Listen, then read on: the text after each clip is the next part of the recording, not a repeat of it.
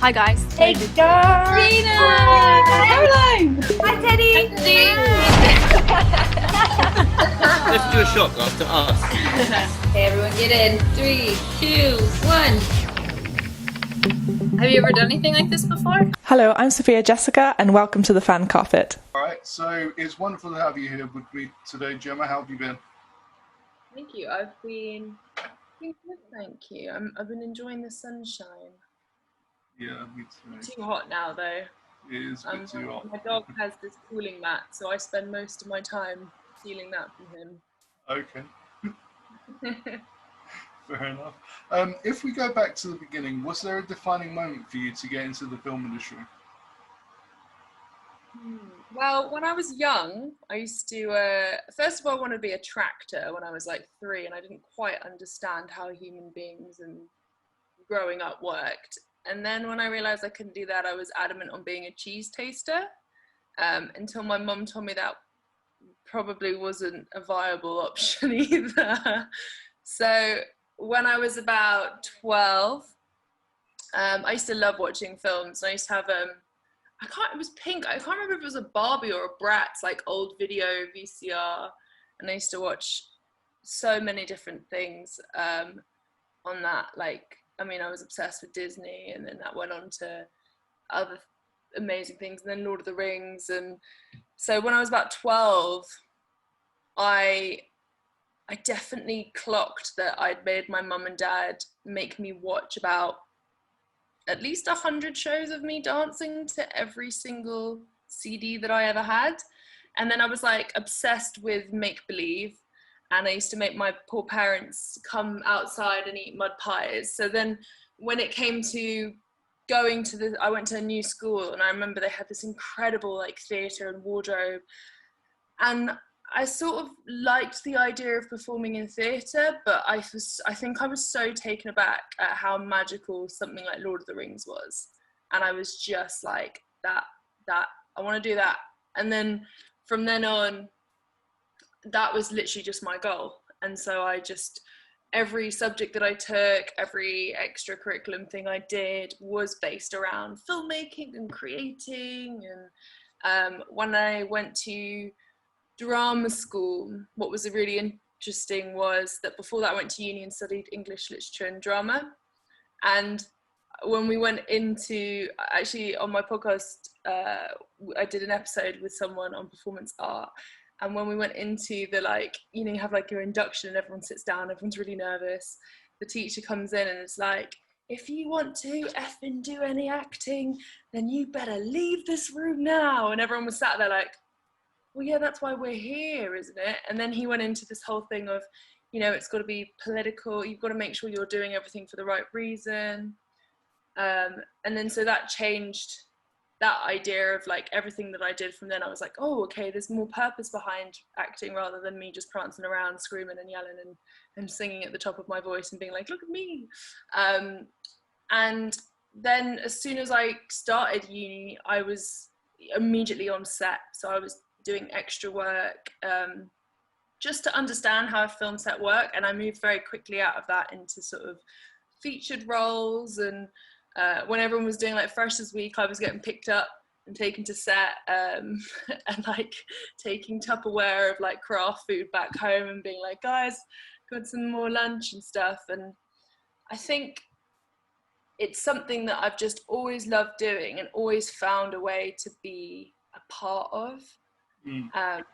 So yeah, I think it's just something that I've always been fascinated by and always found a way to do. And if I wasn't inserting myself or being asked to do things, I was making my own stuff because I produce as well. So yeah.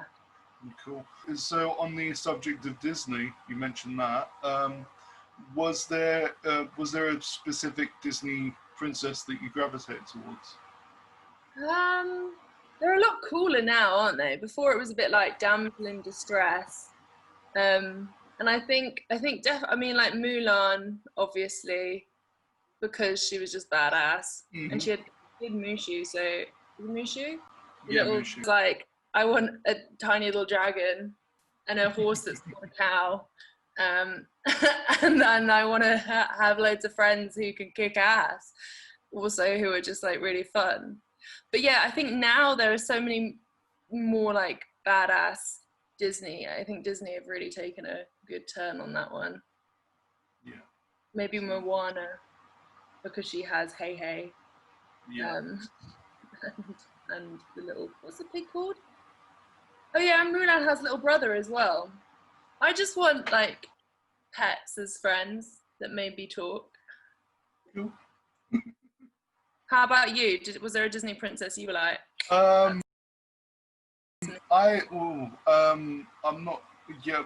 Well, I like Jasmine from Aladdin. Yeah. I thought she was great. And like Naomi Scott did a great rendition of her in the live-action film, and they gave her more to do in the film. But yeah, I really liked her. And then she was expanded on. I don't know if you ever saw it, but there was an Aladdin TV show as well, and she had more to do in that, which I thought was pretty nice. It was like it was set in between. It was set in between Return of Jafar and King of Thieves, because Aladdin and Jasmine hadn't got married yet, but Iago was with them. Like he joined their side at that point, so it was like sandwiched between Revenge of Jafar, because Jafar was nowhere to be seen, but like Abismal was there, and things like that. So yeah, I really liked Jasmine. But I've always liked Belle as well from Beauty and the Beast. Yeah, because she's very good at reading books. Oh, yeah. And then she has loads of cool stuff that she does. I think Beauty and the Beast is my favourite. I loved it because it was quite dark as well. Obviously, like problematic that she falls in love with the Beast, but like, but I loved the way she was a big bookworm, because where I didn't escape into film, I escaped into books.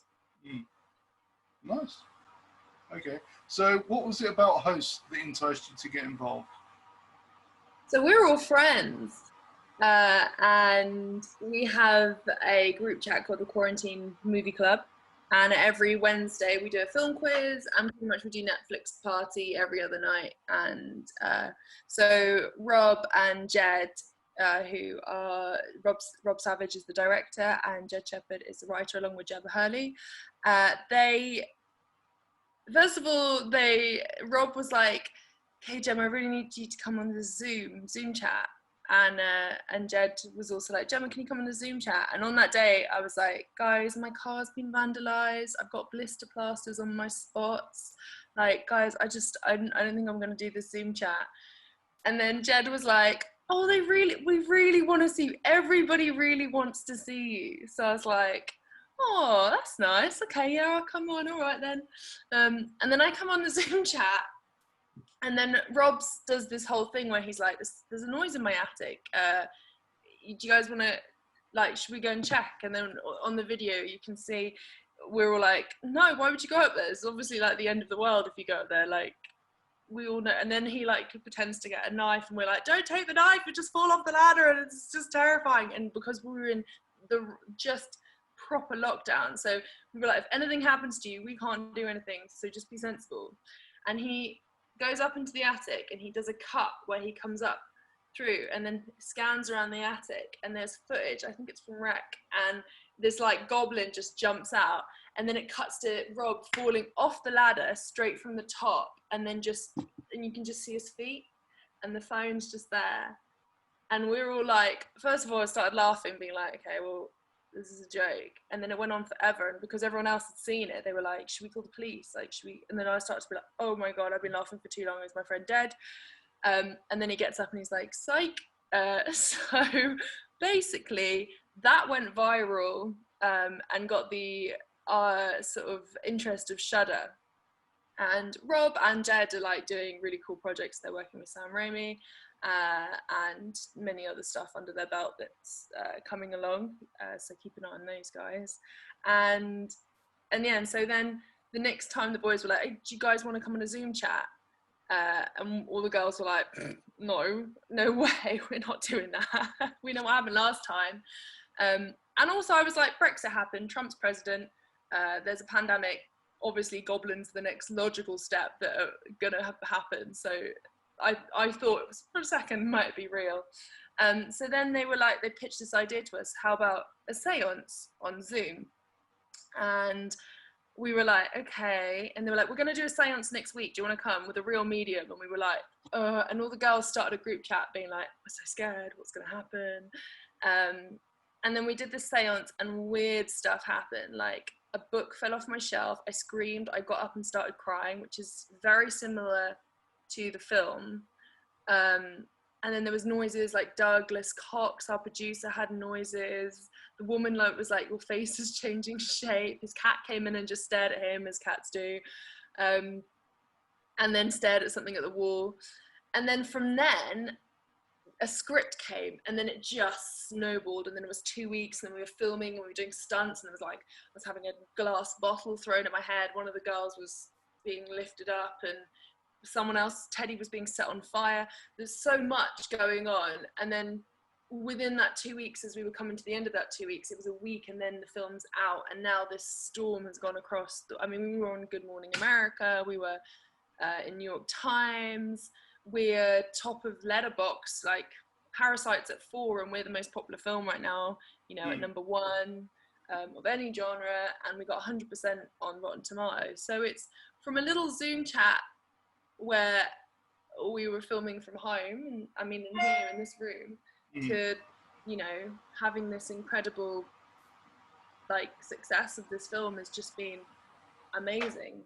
It was just an organic process, but with friends, that has just been really appreciated by the horror community, who are just wonderful people.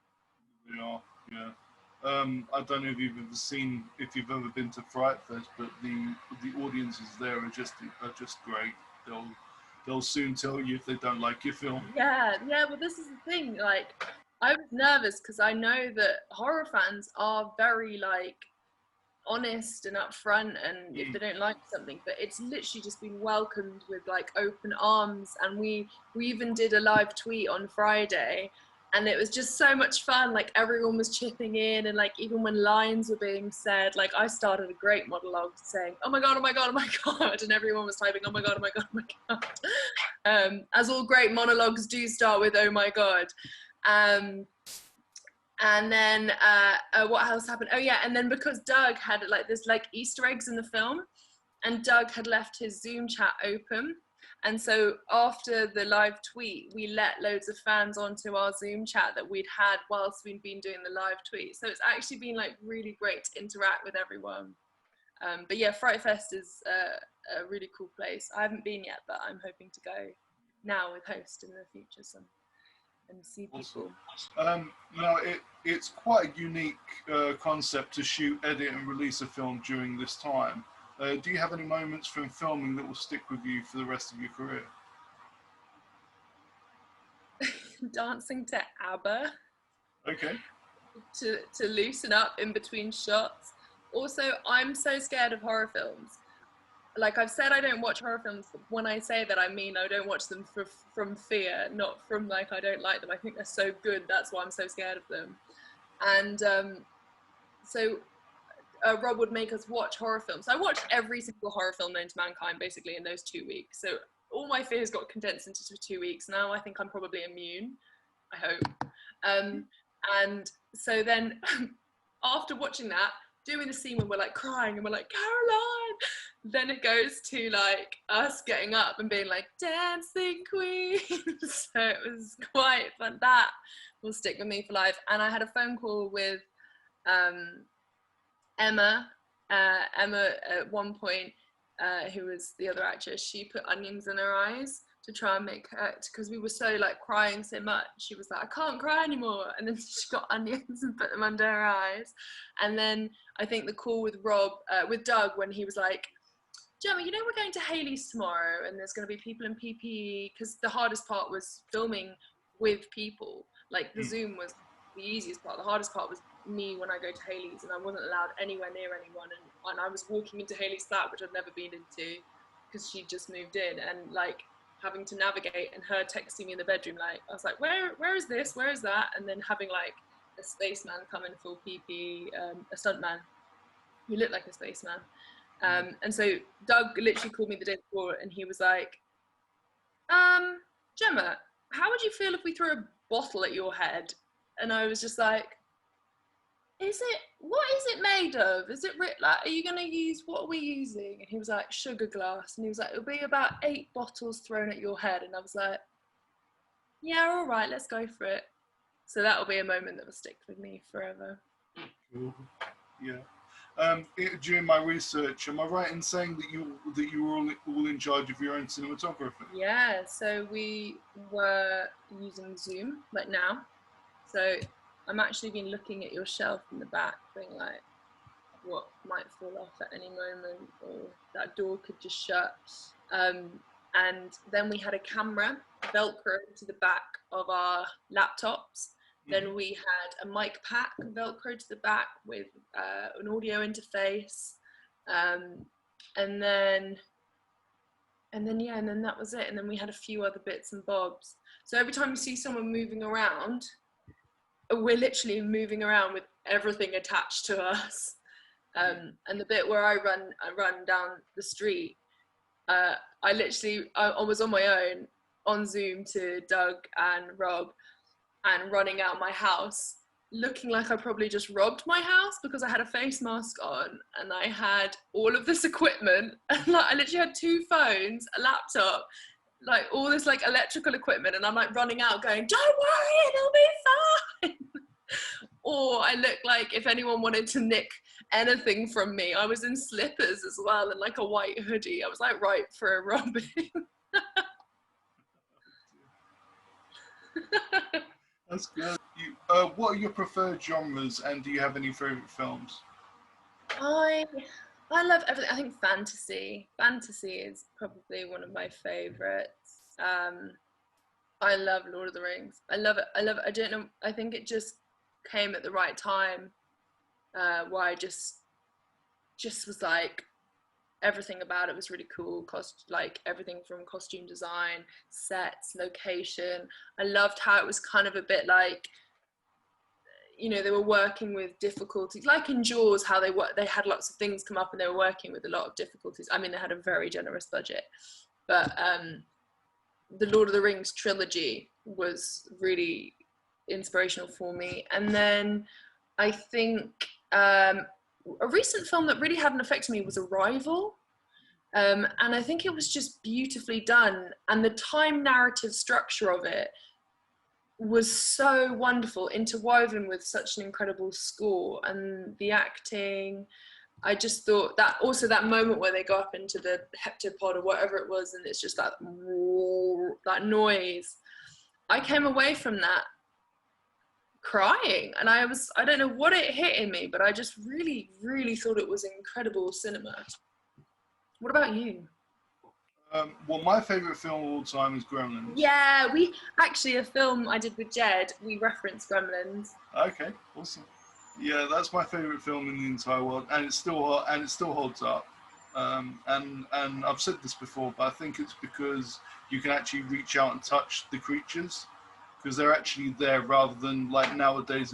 Like if you had a creature like that, it'd most likely be CGI, and you can't touch those, or it'd be some guy in a green leotard with a load of baubles on him, and then he'd be subbed out later for a creature that was CGI. So although Netflix did a great thing with the Dark Crystal recently, with Age of Resistance, that's just brilliant. And knowing that it's all puppetry, and there's little accents of CGI just to accentuate it and just like take it further, but yeah, it's all puppets. And is it Jim Henson that does? That's right. Yeah.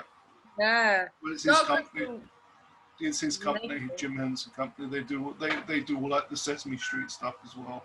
Yeah, and did Jim Henson do Labyrinth? He did. Yeah, his company was involved in that. Yeah. Yeah, I agree with you. That's something that I feel like CGI takes us away from. If we know that those things are real and you can touch them, then it becomes more real in your reality, but if it's all CGI, it might be too removed from reality sometimes, therefore it doesn't feel as magical. But did you know that in Japan they have just shops full of gremlin stuff? No, I didn't. That's pretty cool. I haven't been over to Japan, so I will do that. That's yeah, that'd be a place to go. Yeah. Although my bank balance probably won't like it, but yeah. So you're a producer as well as an actress. Are there any other aspects of the film industry that you'd like to pursue? That's a very good question. I have so much respect for every single different department, and I would love to try my hand at every single different department. I think you do when you're coming up, you know, you play your role in every little bit to help everyone out, so you assist everyone.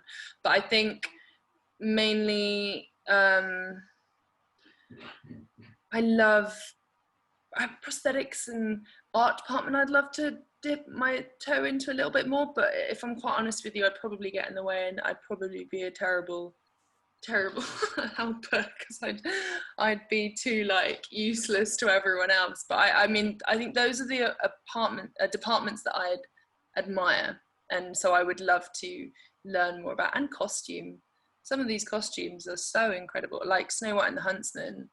All of Charlize Theron outfits are so like drag and amazing. So I mean, to have the skill to make that. Awesome. So are there any genres that you haven't done yet that you'd like to? So I've done superhero vibes, I've done aliens, I've done horror now, I've done a bit of comedy. I'd like to do a really cheesy chick flick, just to like, just to have fun with that. Actually, I don't know, chick flick is such a like old school terminology, so maybe not that, but like something that's fun and silly. Most of the stuff I do has like fun and silliness in, because I think I'm a bit fun and silly, and unfortunately part of who I am. But I think I'd like to do more fun and silly things, or something really gritty and based on true stories, so I could really like, there's some real interesting research. Anything which has like a big backlog of research, I would love to do. Okay, brilliant. So who inspires you in the industry? Who inspires me? I loved Marion Cotillard's like early work. Rust and Bone was an incredible film. Angelina Jolie was someone when I was younger, I used to be like, she's so badass, she's cool. Reese Witherspoon is someone who I'm a big fan of, the fact that she produces and also acts and makes these incredible female-driven narratives. And I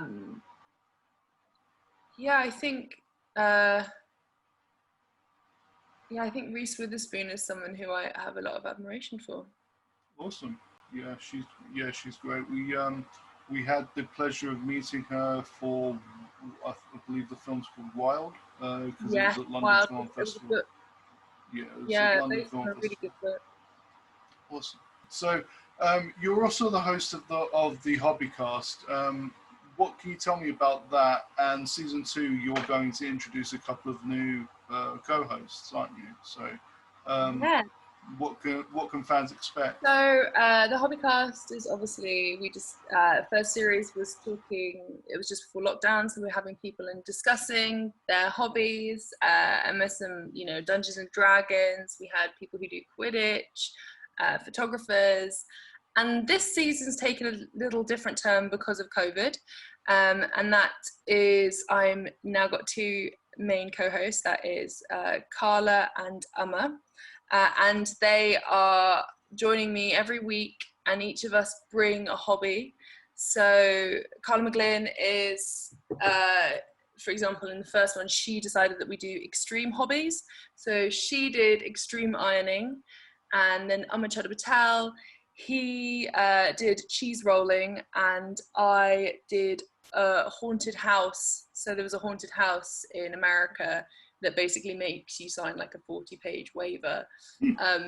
So each week we discuss new things, like we did technology and animals we've recorded. There's like beetle fighting. I did ant collecting. There's also something called the Mooapalooza in America. So Amma did that, which is people moo in a cow competition.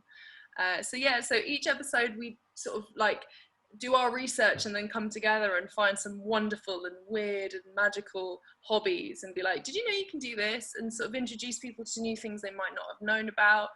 Also remind people of what they can do in these times with very little, which I think is really important, because hobbies are something where when you feel so overwhelmed, and a lot of people's mental health, you know, is taking a hit in these times, you can bring it right back down to something which is intrinsically involved with like yourself and you time and just making sure that you have achieved something small, even if it's, I mean, on my shelf I have a tiny little Pop-Tart that I made out of felt, and probably one of the things I'm most proud of this year, apart from host obviously, but it's this tiny little Pop-Tart, and I made it from felt, and it took me like 3 days to sew this thing, but it was like I'd spend like 2 hours a day.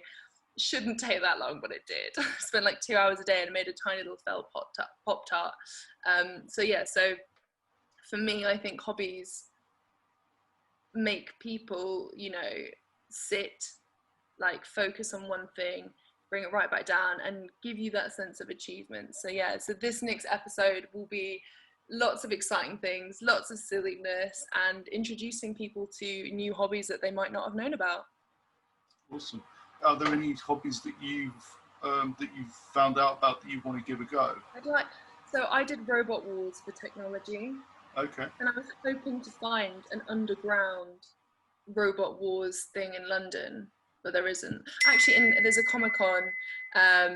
There's a Comic-Con that does in Holland that does Robot Wars. So maybe if I make do you remember Matilda or Sir Kill-a-Lot? If I can make those, I can take them to a Comic-Con and start Robot Wars again. Okay, sounds good. So that'd be nice. Yeah, sounds good. Shunt was another one. Yeah, Shunt. Of the original Robot Wars. So, is there a book that you're a fan of that hasn't been adapted to film or TV or Netflix yet that you'd love to be a part of? Yeah, so there's a book, I think it's by Chris Riddle, called Beyond the Deep Woods. And it's part of the Edge of Chronicles. And it was this book that was, it was just so like magical and weird. Again, like a Lord of the Rings, weird world, goblins and trolls that were taking this little kid that was like running around. And I think it will feel like that sort of missing space, I think, in Lord of the Rings. I don't know if it has been. I've actually been searching to see who has the rights for it, because I want to be like, come on, I want to see this, and all be like, hey there, do you want to make this? Can I be on the creation team? Awesome. Now, with the popularity of streaming services like Netflix, what do you think the future of cinema is? I don't know, because I don't know. Virtual reality is around the corner. And when I went to Comic-Con this year, MCM Comic-Con, there's some really cool like things happening, especially with, you know, PlayStation 5 coming out and video games crossing over, and you now can do, you know, have choices as an audience member.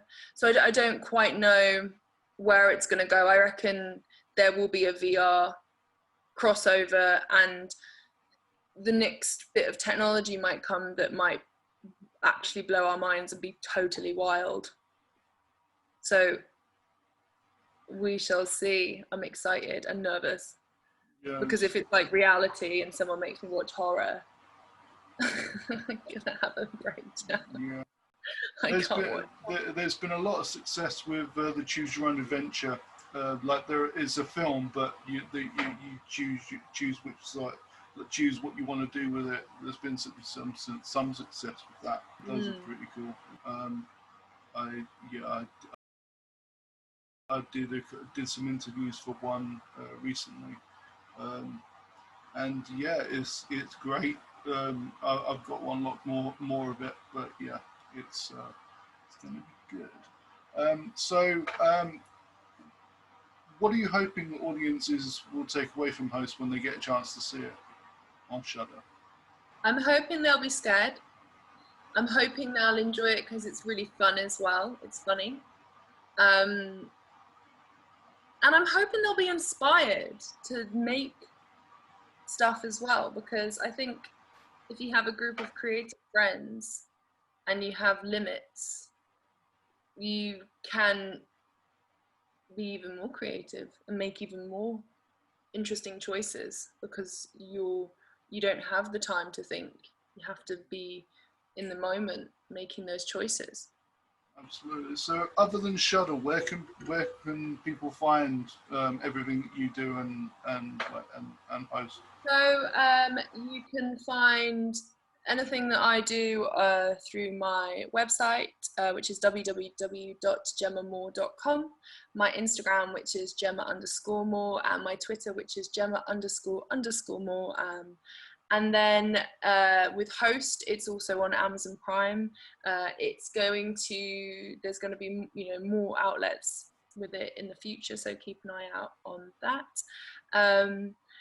And yeah, just if you follow me on my socials, I tend to post pictures of my dog and updates on films. Awesome. And maybe food. Awesome. So, what are you looking forward to getting back to once it's all safe to do so? Seeing family and friends. I just want to cuddle. That's all. I just want to hug my mates. It's really hard when you see them, because you're like, oh. And when you see your parents, my mum just opens the house window now and uses it like a shop window, and she's like, like what mums are like, and she's like, do you want this? Do you want this? And then just shut the window, and I'll go up and get like a nice cake from her. So yeah, family and friends. Just before I let you go, are there any projects that you, other than the Hobbycast and Host, are there any projects that you're looking forward to, like working on? So I have, with my friend Caroline Ward, who's also in Host, we have our own production company, and we've got a film out at the moment called Stalling It. It's a short film, and we're turning it into a short form series called It Girls, sort of redefining the It Girl. So we have Stalling It, set in a lady's toilet. It's about sort of stalling life. And then we also have Working It, set in a factory during World War II. We have Nailing It, talking about nailing life, getting our nails done in the 90s. And then we have Pushing It, talking about pushing boundaries, but it's going to be from the perspective of a woman giving birth in the 1800s, and then it's going to be like all the maids are like around her, birthing maids around her. The baby coming out, so it's going to be lots of 5-minute sort of smack the pony kind of vibe on a comedy. So do you like comedy more? Is that like the main thing that you want to be doing? I think everything. I think different people react to life in different ways, and so my sort of way I go through life is try and make things, see the positive and see the humor in things, or try and find fun in things. So even if I'm doing a horror or if I'm doing something which is serious, I think there can be light as well as dark, and I think that is sort of gives it a bit more layers. If everything was dark, there wouldn't be balance. So yeah, comedy is fun, but I think it can apply to any different genre. Awesome. Okay, well, I look forward to everything that you have coming up, and the Hobbycast and everything. So yeah, thank you so much for joining me today, and yeah, enjoy the rest of your Thanks, Mark, and good luck finding house hunting. Yeah, thank you. Take care. Thank you so much. Bye. Thank you. Take care. Bye. Thank you for watching The Fan Carpet. Please follow us on Facebook, Twitter and Instagram for more content next time. Emma, turn the filters off. Come on.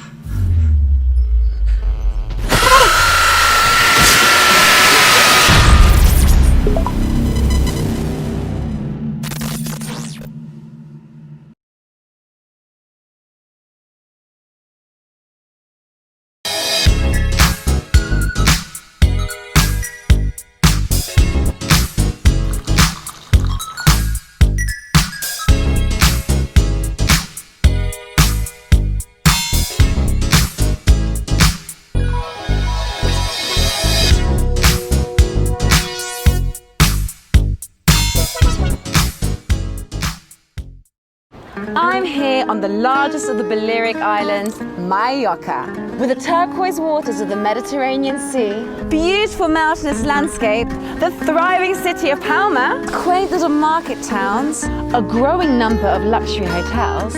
It's no surprise that the likes of Audrey Hepburn and Elizabeth Taylor like to holiday here. So come and join me as I take you round Mallorca.